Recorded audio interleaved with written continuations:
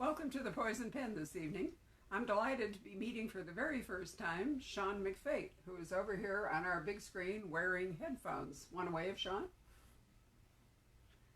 And I have delighted to be able to welcome back Brad Taylor. I was just saying to him before this started that he ruined me because for several years he did 2 books a year, and he came to Scottsdale in January, and then he came back and thawed out in June, and then he went back in January and cooled down. And now I miss him. So thank you for joining us, Brad. Miss you too, Barbara. Thanks for having me. My pleasure.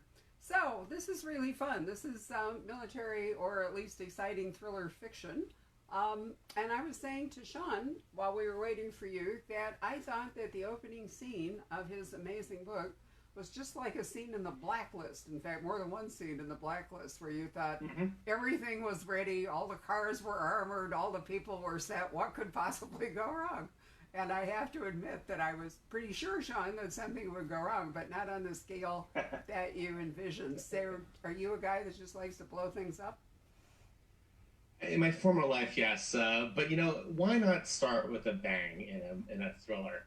And I've often a bridge got blown up is a bridge I used to travel over a lot. I lived in D.C. for a lot of time, and sometimes in traffic, I also fantasize about blowing up that bridge. I must confess.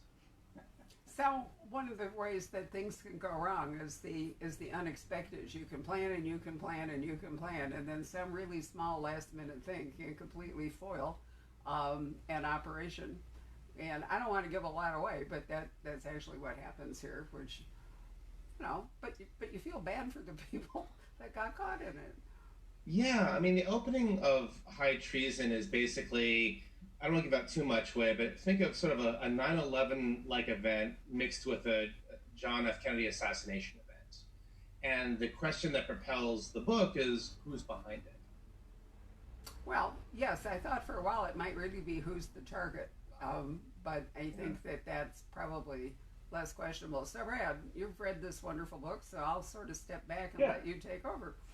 Sure. Actually, if I'm looking down, it's because I made a list of questions to interrogate. I'm in trouble. So, actually, we have a lot in common. We've never formally met, but Stanley McChrystal was your boss in the 82nd. He was my boss in JSOC. We both did our time in the military.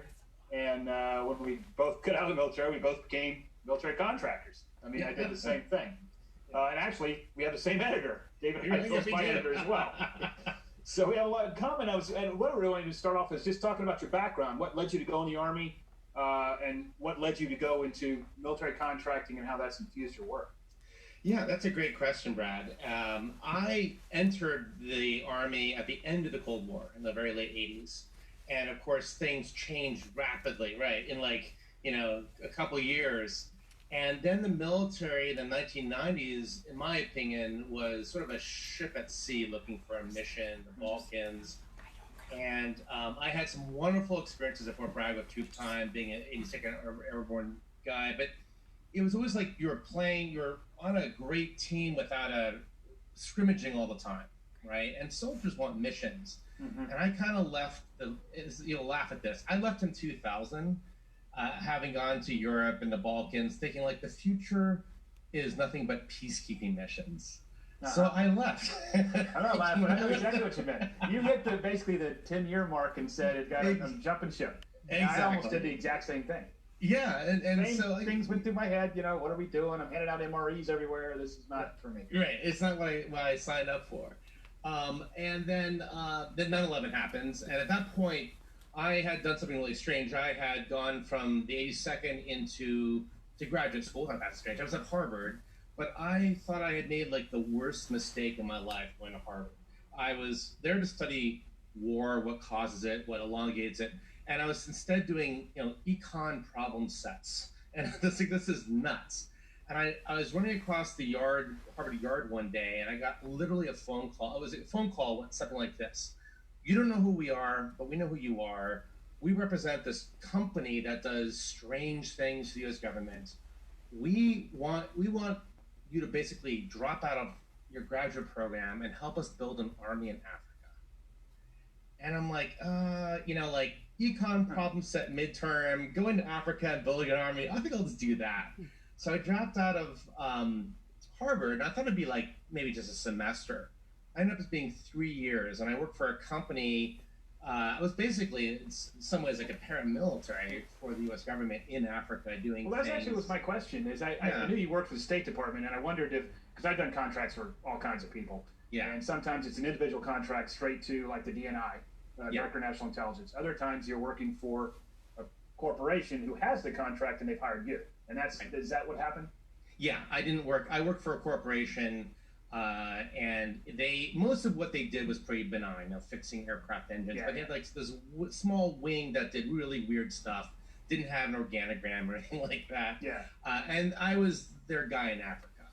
And but I would go back and talk to State Department people or the IC, but they were kind of like an echelon above me, if you will. Yeah. I was the guy on the ground. Yeah. So that's actually what I wanted to talk about is so you finish up your Army time. Yeah. You've got more degrees than you can shake a stick at. You've got a doctorate from London School of Economics. You're an instructor at Georgetown Foreign Service. You talk strategy and all this. When did you say you were going to be a writer and say, "Here I go, I'm gonna write this book"? Yeah, I guess I got career ADD. But I always wanted to write, but never believed I could be a writer. It's like somebody's like I like to act, but Hollywood or whatever, that's beyond me. And what happened is that when I came out, I came out of Africa, and I wanted to write a memoir about something really cool we had done. We had basically I went in to a place in Africa to stop a genocide before it started, and we did it.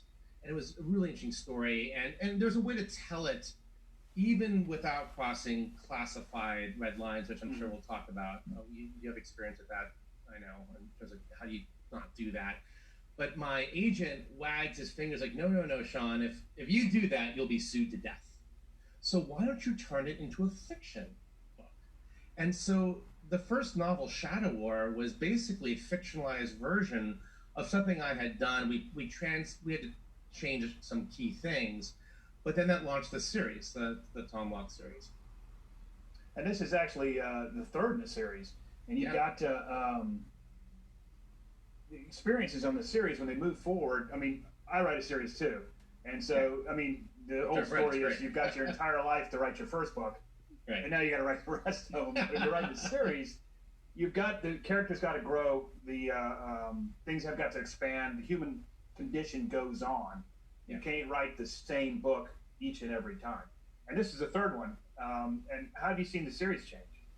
It's a great question. I mean, when we first meet Tom Locke, Tom Locke is basically me, how I stayed in that world, except he's a lot more badass and a lot more damaged. Same here. Yeah, right. So, and when he first, one of my favorite books growing up was The Quiet American by Graham Greene, and he's a little bit like Fowler. He's kind of like, callous to the ways of the world. He's invested in being a good warrior, but doesn't care about the cause of the war per se.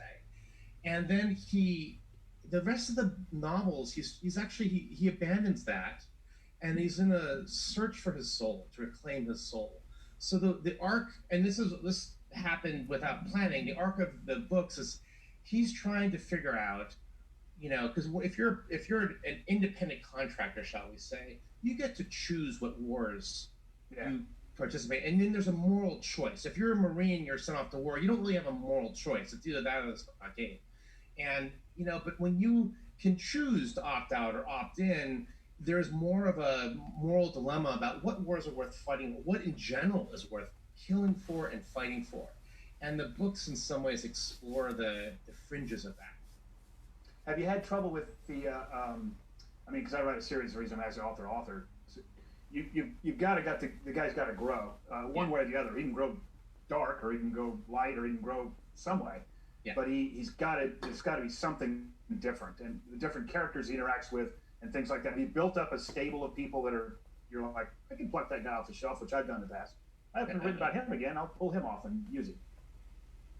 Yeah, he's got people in his life, and some of it it's also pulling back a curtain and showing what the world of military contracting worldwide kind of looks like. Because it's a very secretive world.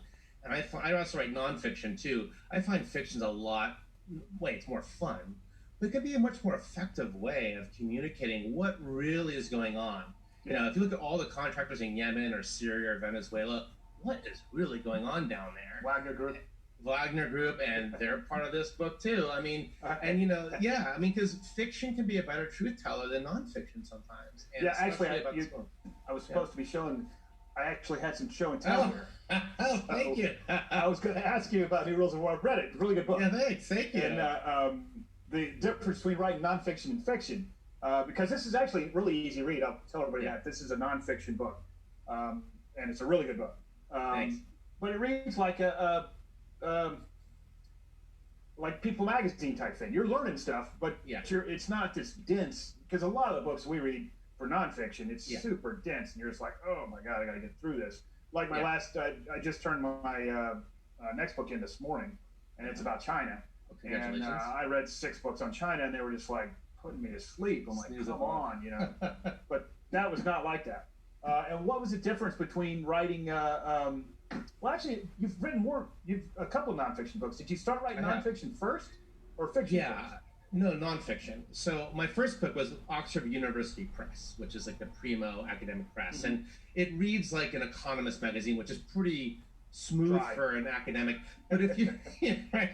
But you know, if you know, and the new rules. But to my fiction writing craft helped write the new rules of war, my nonfiction. So my fiction writing self was making my nonfiction writing self much better, much smoother, much easier to read.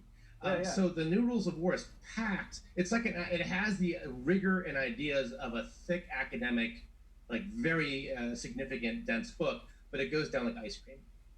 Yeah, I really like the fact that it goes through. And we're talking about high treason, which is the other part.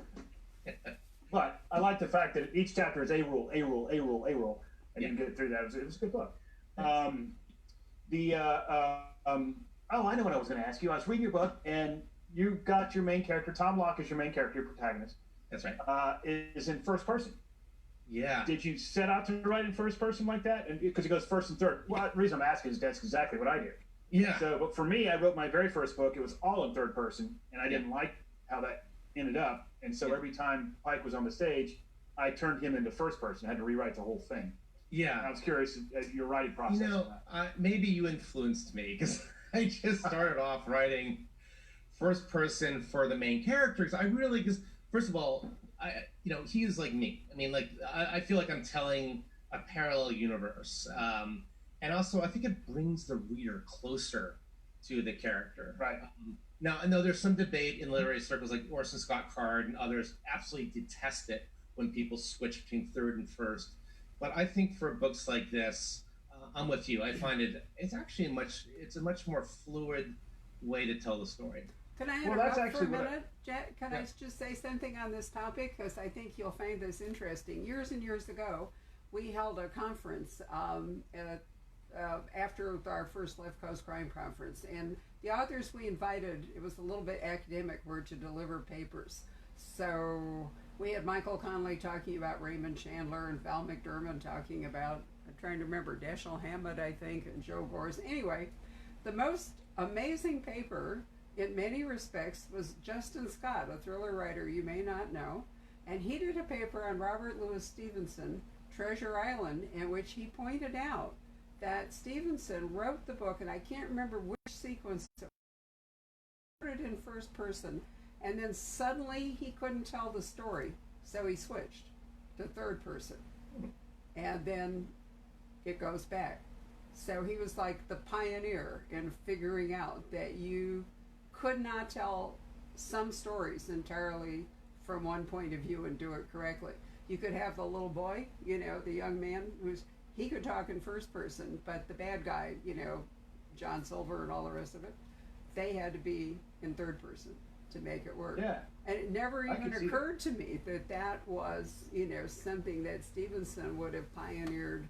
When did he write Treasure Island? It was in the 19th century, wasn't it? I'm going to have to dig out my old Treasure Island book in the bookshelf. And that's one reason. That's one reason I interrupted to say that, is that since you two are interested in that, you might want to go read Treasure Island. It will surprise you, because we all think we know it. but we haven't looked at it from the point of view of how Stevenson structured the story. All right, Yeah, I'll go away again. When I did it, I had everything in third person, and just as Sean was saying, when the main character was in Irwin Pike, Logan's my main character, Tom, but I couldn't get the emotion out, and so and everybody says don't ever write in first person. I mean, everybody's like, to this day I get questions about how'd you know, just like you were talking about, the guy said you should never do this. How'd you know to break the rules? And I was like, I didn't know it was a rule. If somebody told me it was a rule, I wouldn't have done it, but I didn't know. All right, look, I gotta get my glasses out now because I'm old. Not very commando-ish. Oh yeah, we were talking about earlier. This is your third novel with Tom Locke. Can you give us a background on Tom Locke and kind of the elevator pitch of what High Treason's all about? You talked about it a little bit earlier. Yeah. About the who's the killer and that kind of stuff. So Tom, like me, he was in the military, a commando-ish person, and he gets out and he works for a large private military company. Think of like the Wagner Group meets Goldman Sachs, right? And that does the stuff that the U.S. government doesn't want to be tied to, when they want absolute plausible deniability. So he leaves that world, and you don't have to so first of all, High Treason can be read as a standalone novel. You don't have to read any other form of novels, right? He is in hiding when this book starts because he's hiding from Saudi Arabia and the GCC because of events from the second book. That's all you need to know about. And he's hiding where he thinks is the safest place, which is in Tel Aviv. Mm-hmm. You're hiding from the GCC. Israel's a pretty good place to do it. So he's, thinking about his, what's he going to do now? Become a waiter, whatever. He doesn't really know. And he sees this massive explosion on TV in Washington, D.C. And everybody thinks it's terrorists, but he knows it's his old company because he used to be paid by them to do things just like it, to make it, frame it so that's a terrorist event. And then he has this moment of what am I going to do? Am I going to just sit on the sidelines the rest of my life? Or am I going to risk everything to go back and stop this because nobody's going to see it in time? But by the time the U.S. government figures out what's going to happen, it'll already be a fait accompli. So he risks everything to go back into Washington illegally and try to find out why this company would sort of so-called bite the hand that feeds it. Why would a private military company gets all its business from the U.S. government do this huge thing? And that's kind of where the book takes you. And he's being chased by everybody, the FBI, the CIA, other agents, the Wagner Group, you name it. But he does get to the bottom of it. So the other two books were kind of foreign intrigue, overseas, that kind of stuff. Yeah. And this one's kind of DC-centric. Yes. Which is your hometown, obviously. Yep. Mm-hmm. All the riots going on right now. I'm in Charleston. We just had a bunch of looting. But I was curious about your research process. It's easy. I just wrote a short story. Well, it's been some time now, but it's based in Charleston. And I live in Charleston. And so as I'm writing the scenes, I realized, I really don't know the city as well as I thought I did. And I'd have to get in the car and go somewhere and say, I've got to see this. I got to see Fort Moultrie. I've got to see all these different places because when I'm trying to write it, when I go overseas to do book research, that's all I'm doing. And I was like, this will be a breeze. I'll write about my own hometown. It'll be easy. What's your research process like? Well, the ideas from High Treason had been percolating for a long time. And I've always wanted to write a book that exposes DC's seedy underbelly. And what I mean by that is not, the slums and ghettos of Washington. You got a bunch of hookers in there? Very high end.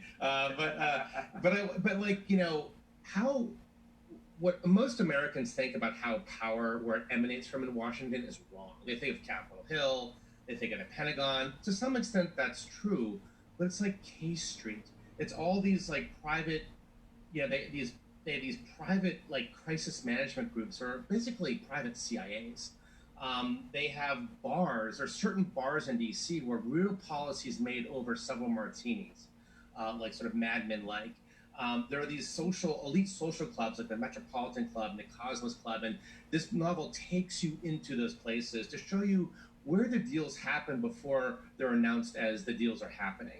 And so I kind of wanted to this is not just a novel of somebody punching their way into greater glory and fixing problems that way. It's also about sort of the corrupt power set of Washington that is as true today as it was when I wrote this, as it was, decades ago. So when you do your research, everybody has to rely on something. I did a lot of special operations stuff, but it doesn't mean I'm an expert. So I reach out to people. Yeah. And so you're talking about the secret bar, which kind of sounds intriguing to me. And one of these days, I'd like to go to one of those. I mean, you're obviously reaching out to contacts you have and saying, "Hey, I need to know about this. I need to know about that." Yeah. So I, like you, have a Rolodex in Washington of people. Like, I want to know what is said in like the Washington Situation Room during a crisis. Mm-hmm. So I would talk to my former advisor at Harvard was Ash Carter, the secretary who became Secretary of Defense. So you reach out to these people or their horse handlers and you say, what was it like? Because the topography, because you live there, but to get the granularity of conversations, characters, mm-hmm. temperaments, do people explode in the National Security Council under crisis with no sleep? Yes, they do. What does that look like if a Secretary of State goes off against a Secretary of Defense? Yeah. So, talking to staffers, senior officers who are liaison or whatever, people in the agency who are, on the other end of that, interviews I find, again, over martinis at these bars, is I'm not really see one of these bars. Well, when you go in them, you wouldn't know it. Except their expense accounts level drinks. But yeah. Hang on a second. Look again. I got my list of questions. I'm going to grill you. Oh yeah, this is a good one. So the biggest problem I have, and I'm sure you're the same way, is we write about current events. Yeah. And the problem with current events is they're current. I mean, you write something and you want to be right there on the bow wave of it, but you don't want to crest because one thing goes wrong and everything is destroyed. That's right. How do you deal with that? I mean, you got to be, you want to be on the bow wave of current events, but if something happens in your novel, it could destroy the entire novel. Yeah. So, yeah, exactly. So a good thriller novel is about a year to 2 years ahead of the headlines. And we don't have crystal balls, right? And this is indeed the problem, especially if you're super successful and you're writing a book a year or 2 books a year, then that's a lot of headlines you've got to cover 2 years out. So, you should start, maybe getting lottery numbers as well. But, this is, to me, High Treason was in some ways also, there's a couple of questions that inform High Treason. One is, what would happen if somebody paid a high-end private military company to stage a secret sort of palace coup in the White House for a foreign country? I also want to do a character study of different types of treason. There are people, I have one villain, if you will, who's just outright treasonous. He's an American. He left his patriotic bags a long time ago. There's another type of person who's a senior person in the White House who's committing treason, but he thinks for the right reasons. He doesn't think it's treason. Yeah, he doesn't think it's treason. He's a patriot. Exactly. But it's another form of treason. And there's another form of treason, which is, and this is questionable, is it even treason, about, people in the intelligence community or others who have a moral duty to be competent, but grossly fail. Because their failure results in people's dying. I mean, anybody who takes an oath for their job, whether you're an officer or a judge or a doctor, you have a moral duty to be competent. And if you grossly fail, can that be akin to treason? So in some ways, there's different characters in the book. Yeah, there's different characters in the book that represent different forms of treason. And some people could also look at Tom Locke as being treasonous too. Yeah, I could see that. That's actually an interesting concept. So if you take the oath as officers as we did, and you're just grossly incompetent, and it causes a fault line in, even if it was in Bosnia back in the 90s, you do something incredibly stupid that causes a genocide to occur. Is that treason? I mean, treason by incompetence, I guess you could call it. You could call it that. Hannah Arendt called it the banality of evil. But so it explores the frontiers of what does it mean to be treasonous. I actually had a question just between me and you. Everybody's probably listening now, but you work in a university environment. Did that help you get published, or was it a hindrance? How does your publishing process work? When you first started writing, I mean, the nonfiction side for Oxford Press, obviously, that helped. Yeah. I'm talking fiction specifically. I'm talking High Treason, the Yeah. first 2 books, Shadow War. How did that work? Well, so in most universities, I teach at Georgetown and National Defense University. So most universities are like Georgetown. You have to say publish or perish, right? But that means academic stuff, which I don't really want to write more of, right? Dry, it's like dusty tomes. But I also am a faculty at a war college, and you know that our Department of Defense has numerous war colleges, and these are master's degrees, but only for our military and interagency and intelligence, for senior leaders who are going up, right? And I joke it's a publish and perish environment. They don't want their people to publish at all. And all my books, including High Treason, I know you know about this, had to be submitted for a clearance review, because I hold the top secret clearance, and nothing to reveal. Actually, I had a question. Can I interrupt you real quick? Yeah, of course. That was a question of mine. Did it have to get submitted to the State Department or the Department of Defense? DoD, Department of Defense. Okay.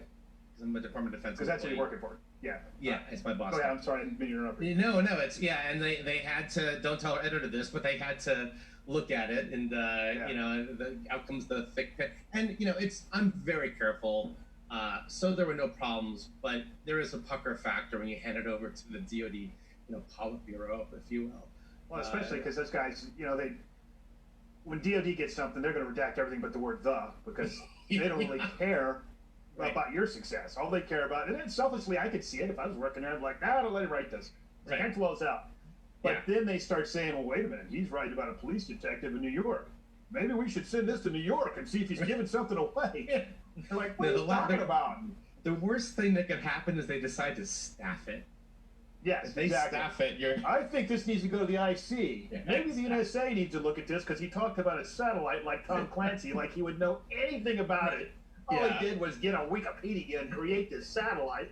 No, I joke. I'm like, I'm one GS9 away from disaster. Okay.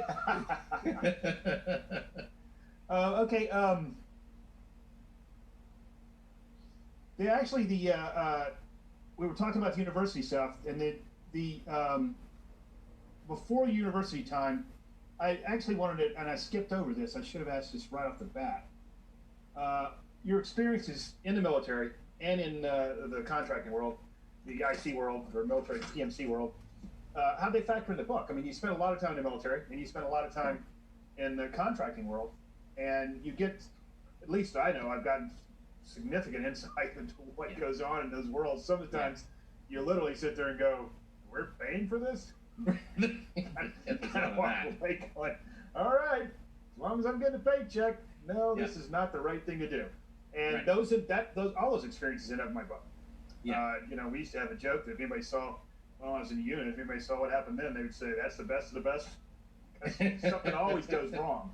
Something always goes bad, and you fight your way through it, whether it's a contractor, whether it's, in the military. And I'm assuming that formed some of your book. Oh, yeah.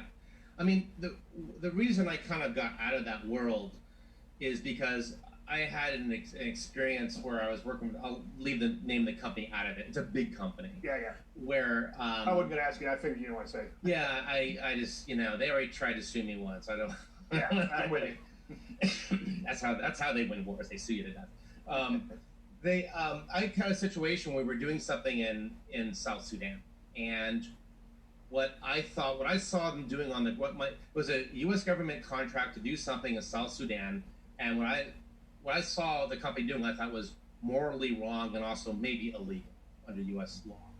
And I brought this back to the senior vice president who was in charge of my division at my company, and who's a former retired colonel, Fort Bragg type, and he closed the door and he gave me an old-fashioned wall-to-wall counseling and told me, you are loyal to this company first and the U.S. government second.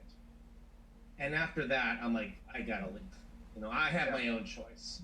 And stuff like that haunts these books. And I use fiction to pull back the curtain on this world, and not just U.S. contracting, but all over. There's Yemen. I mean, Libya is mercenary on mercenary right now, right? Right. And warfare is becoming increasingly privatized, and you don't know it until you've actually walked through it, because it's not like they teach this stuff anywhere. So that's kind of that's how I use also fiction, is to tell people how this world actually looks at these wars. Yeah, I've never had anybody tell me that bluntly that your loyalties to the company, but I've absolutely seen it overseas and everywhere else where the bottom line of making money supersedes the mission. I'll give an example. We had a contract. I'm not going to state any companies either. And they had a contract to do A, B, C, and D. Mm-hmm. Well, E had to be done. I mean, we were all sitting there going, "We've got to do E. If you want to accomplish A, B, C, and D, we've got to do E as well." Well, they'll have to rewrite the contract because we're not getting paid for E, so just let it go. I'm like, you're failing the mission. Right. Well, they only paid us for A through D. If they want E, they need to give us more money. And I was like, okay, this is ridiculous. Yes. Well, when profit motive enters, public national, that's the conflict of interest. It's a tale as old as Machiavelli. Yeah, actually, I wrote an op-ed for Bloomberg on that about Prince's idea of privatizing the Afghanistan war. I wrote a huge op-ed saying this is ridiculous. Yep. Eric Prince and I have been frenemies for a very long time. He doesn't know who I am, but I wrote an op-ed. Yeah, well, the thing about Eric. Here's the thing about Eric Prince. So Eric Prince, he was the founder of Blackwater, ex-Navy SEAL. And then when Blackwater went down after Nisour Square in Baghdad in 2007, there's some say a massacre. He leaves the country after he was wrapping himself in the flag, like, I'm just a SEAL, just a private paycheck. Fair. Yeah, not fair. He is now working for China. Oh, I know. Belt and Road Initiative in Africa. Exactly. Yeah. All over Africa. That's exactly. And the UAE. And he's got his fingers everywhere. He thinks he's a patriot. He's like one of these high treason characters who thinks, You're exactly right, because he's competing against U.S. national interests in the Belt and Road Initiative all over Africa. And he was actually working for China when he was pitching this ridiculous plan for Afghanistan, too. He didn't even, diversify. He didn't even, divest himself of his Chinese company. Yeah, that's how ridiculous. No, see, if you wrote that into fiction, nobody would believe you. But yeah, exactly. That'd be one of those things you'd be say, okay, this is ridiculous. Nobody's going to do this. Yeah. Well, actually, it's kind of going on. In fact, Wagner, my last book, Hunter Killer, was all about Wagner. I know. I love that. Yeah. So it's just running around, because I had him originally, and then when I saw they went into Venezuela, I was like, what in the world? Of course, they're all over Libya. They're all over Syria. Mozambique. You made it. Yeah, they're all over the place. But when they went to Venezuela, I was like, what in the world? That's kind of bold. Yeah. So that's where the whole thing sprang from. No, Wagner is in both of our books. But they're a facet of war. I mean, that type of character. Well, if it's not Wagner, it'll be somebody else tomorrow. Well, that's what was fascinating about Wagner, which is basically what you're talking about. Yeah. Is the profit motive is one thing, and then the nationalistic working for Russia is something else. Yeah. And when we killed, upwards of 200 of them when they crossed the Euphrates in Syria, nobody really knows what the hell they were doing there. But one school of thought is they were doing a profit motive trying to take over some oil refineries.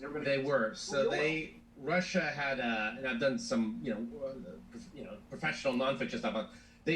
Russia, the big problem for mercenaries has always been, how do you get paid? Right? How do you get paid? Treachery doesn't go just one way; it's a two-way street. And what they did is Russia made a deal with Syria, saying, "Look, if Wagner can take these oil fields or gas fields from ISIS, you can have you get the money. You get and so that's what they were doing." And we killed more Russians that night than the entire Cold War in a single night. Exactly. Wow. And it wasn't until we got out of the battlefield and we were like, the special forces teams get out there and like, hey, these guys aren't Arab. Right? Holy moly. So guys, can I interrupt again? I want to recommend a book to both of you. It's a book published by Putnam called The Voter File by David Pepper. And it's really an interesting book. It is not a political thriller in the sense that you would think it is, and I don't want to spoil it. But his argument is really that it isn't about governments anymore, it's about corporations. Yeah. And one of the things I think Sean can speak to that. Actually, go ahead. The world of the new rules of war, and which is the universe of Tom Locke, it is increasingly how we think of in sixth grade we learned that states control the world, and increasingly that's not true. and that multinational corporations are now as powerful as some states, and now that they can hire mercenaries, they can be armed and dangerous. And as a kid, one of the authors who I loved was Philip K. Dick, who was a science fiction writer who wrote things like Blade Runner. But he imagined a universe where big corporations controlled it all. I mean, before there was RoboCop and before there was Cyberpunk, we had Philip K. Dick writing. He was a speed freak in the 60s in San Francisco. But to some extent, we're seeing this. I mean, the Fortune 500 are more powerful today politically than most of the world's states. We have 190 some states in the world. But we forget that when ExxonMobil shows up into the Gulf of Guinea in Africa, they do stuff. You know, they have their own sort of, if you will, national security interests, and they get really political, whether they want to be or not. No, they have to. And actually, I wrote a blog a long time ago about it was the Syrian war was going on. My buddy was actually defense attaché in Syria when the car bombs went off, and he closed the embassy down. And I did a comparison between that and the drug cartels in Mexico. And then I was reading your book, and I'm like, holy moly, I'm a genius. Because that's exactly what the drug cartels are doing. They're a sub-state actor that has more power than the state. They're killing more people, they're controlling more terrain, and they're a sub-state actor. But you guys must have noticed that in Point of Fact and Thrillers, a discussion that I've had with a lot of authors recently, it isn't really like Russia versus the United States, that the antagonist, if you will, really becomes one of these corporate bad actors or mercenary outfits or something. And increasingly, they're us. They're within us. So it's not like the old bilateral Cold War where you had two nation states. Now we have, bad actors within our own government that different factions are trying to battle. And, you see it in Thrillers increasing. I talked to David Baldacci about it because Absolute Power, which he wrote in, 96, was the first time that the President of the United States was portrayed as a serial rapist killer. Because up until then, he'd been, if only we'd known. But seems so quaint. Yes, or prescient, as the case may be. But up until then, it was like hands off. You wouldn't have written Churchill as a bad actor. You wouldn't have written Roosevelt as a bad actor. And now it's sort of normal to have elected officials designed to take care of us and further our own interests turn out to be the villains. Yeah, I think that if you look at the genre all the way back, I think kind of Vietnam War and then Watergate was a break point. Before, when James Bond was going against somebody, he was going against Spectre. Now, when it's Jason Bourne going against somebody, he's going against Blackbriar, which is inside the United States government. Yep. There's always, ever since Watergate, it's always been there's a bad actor inside the United States government who's doing something, whereas in the past it was always the government was good and we're fighting the bad actor outside the government. So basically, Thrillers are confirming our increasing distrust of our own institutions, which I think is a sad comment, but then you can see it all around us. I wrote a blog for Huffington Post on this very thing when the Edward Snowden thing came out and everybody was going crazy about it. I said that, I think that I've created my own, myth of what's going on here, because you want to write a good story. But the public doesn't see, as Sean knows, the public doesn't see what really goes on behind the scenes. It's classified for a reason. It's not classified because we're trying to hide something because we don't like you. It's classified because it's protecting sources and methods and things like that. And who fills in the blanks of that are unscrupulous journalists who write whatever the world they want to write. Glenn Greenwald, just a whole slew of them out there. Just write all kinds of stuff. And they're going to listen to those guys. And then they're going to read my book. And because of my background, or Sean's background, they're going to read the book and say, holy moly, it's true. Blackbriar's real, and they're all out here trying to kill me. And I wrote an actual blog post on that saying, look, maybe I should back off of this because it's not true. The government is not inherently evil. There is certainly bad things that go on in the government, but it's not like they're all out to kill everybody.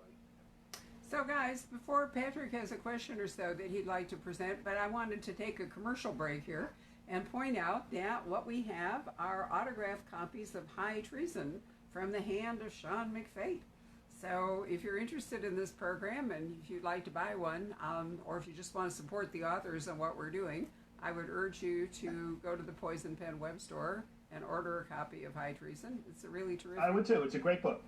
So, Patrick, do you want to read a question there? I know you've been sitting on one. Sure. Can you guys hear me okay?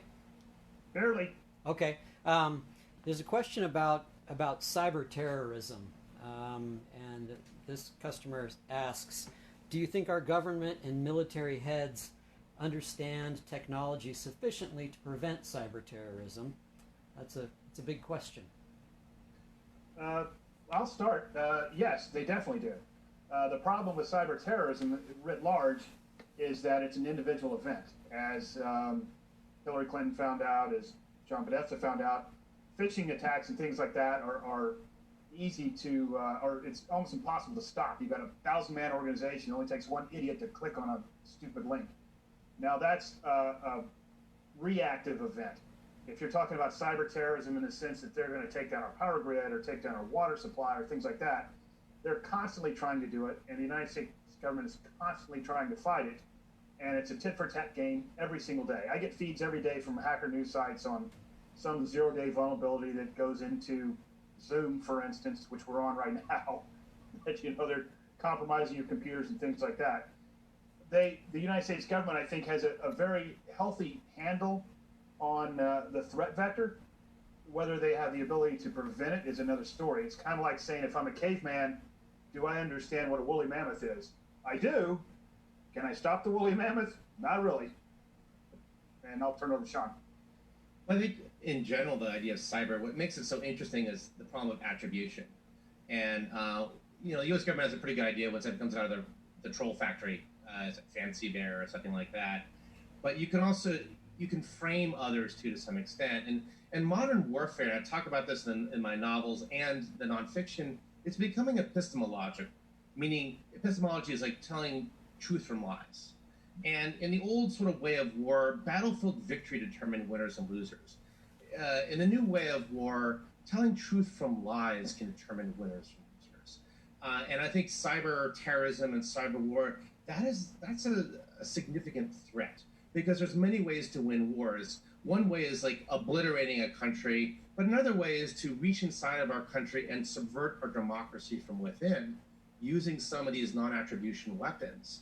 And even if we can find out who did it eventually, it might be too late. And that's, that comes out in my book. I know, Brad, you've done work on this professionally too. So I think it's a huge threat.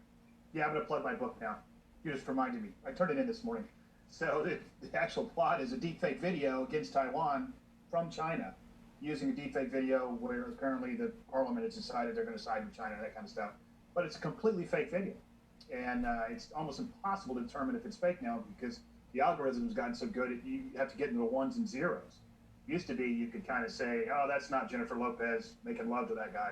Now it's like, holy moly, did the president just say that? And you're exactly right on the disinformation campaign. When it reaches a tipping point, it doesn't even matter if it's real anymore. I mean, it's too late. Right. Did we answer your question there, Patrick? I think so, yeah. Anything else? Well, I kind of have a question about, you're talking about different ideas of treason or different definitions of treason. And that's a really interesting question. And the topic of, whistleblowing was brought up kind of briefly. Not just Ed Snowden, but others. How do you view that? Is that kind of on an individual case-by-case basis? I guess it would almost have to be, right? It is for me. On a case-by-case basis, I think there is a mechanism for whistleblowing, and I think whistleblowing is absolutely fine. I'm not saying that anybody says anything against the government is obviously a traitor. So if somebody came forward and said, hey, which I have minimum knowledge of, hey, we're not testing this body armor like they said we're testing it. We're sending out body armor to Iraq that is not tested to the standards, and if a bullet hits the body armor, it's going to kill somebody. That guy whistleblows. Yeah, okay, got no issue with that. You or Bradley Manning or Chelsea Manning, and you download 8 billion terabytes of top secret State Department cables and just dump them. That's not whistleblowing. That's being a traitor. I'll turn it over to Sean. Well, I think it's an interesting question now, and of course, when I wrote this book, what's going on in the country was not going on then. but you have a lot of people on both sides hurling the T word or some version of it against each other, right?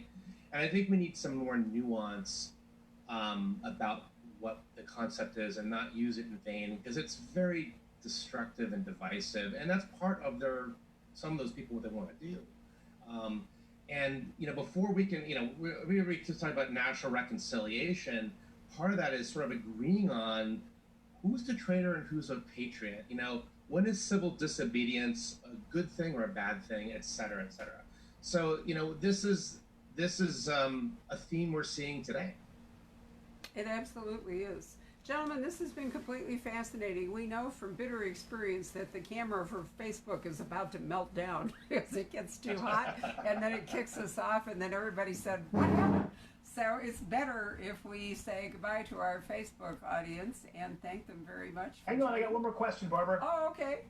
It's the perennial one. So you finished up High Treason. What's next? That's a great question. I would love there to be another Tom Locke book, but maybe not. Also, I'm thinking about, the book. I'm thinking about the New Rules of War is about how the future of war might look and how it's not what most people think it is. And I was thinking about, what if I wrote a novel that really illustrates what this thing would look like? Sort of, some of you might remember 7 Days of May in the late 50s. That also turned into a movie, something like that, along those lines. And that would be really fun to write too. So I'm still tossing some ideas around. I love writing fiction. I love writing nonfiction, and hope to be back here. Well, I hope you are too. But here's the thing: as you both know, for every book you write, there's a book you did not write, and so it's a lost opportunity thing, from investments. So only you can decide, which choice to make, with the recognition that will be something that you didn't do. And it's an interesting internal choice for a creative person. So once again, don't go away, guys, but I'm going to wave goodbye to our Facebook audience and thank you for this really fascinating discussion.